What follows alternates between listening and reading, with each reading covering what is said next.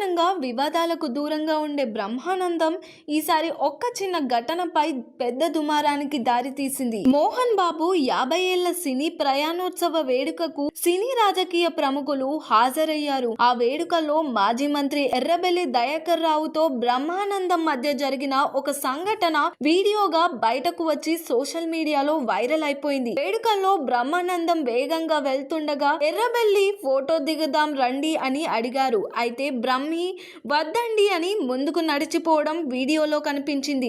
ఎర్రబెల్లి ఆయన చేతిని పట్టి మరోసారి రమ్మని కోరిన బ్రహ్మి చేతిని విడదీసుకొని వెళ్లిపోవడం ఇది చూసిన నెటిజన్లు బ్రహ్మిపై ట్రోలింగ్ ప్రారంభించారు.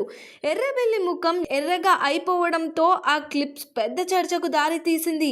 వీడియో వైరల్ కావడంతో ఈ వివాదంపై బ్రహ్మానందం స్వయంగా స్పందించారు.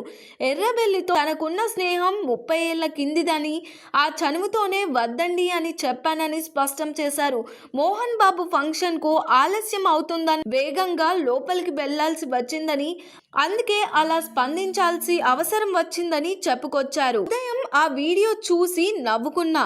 దయా అన్నతో నాకు చాలా చనువుంది. కొద్దిసేపు మాట్లాడుకున్నాం. ఆ చనువుతోనే అలా అన్నాను. దాన్ని కొందరు అపార్థం చేసుకున్నారు. దయా అన్నతో ఉదయాన్నే మాట్లాడుకున్నాం. ఇది చూసి మనమే నవ్వుకున్నాం అని బ్రహ్మి తెలిపారు. అంతేగాని ఎటువంటి అవమానం లేదని, ఎటువంటి విరోధం లేదని క్లారిటీ ఇచ్చి వివాదానికి ముగింపు పలికారు. దీనిపైన మీ ఒపీనియన్ ఏంటో కామెంట్ చేయండి. మరిన్ని మూవీ అప్డేట్స్ కోసం చూస్తూనే ఉండండి LG ఎంటర్టైన్మెంట్.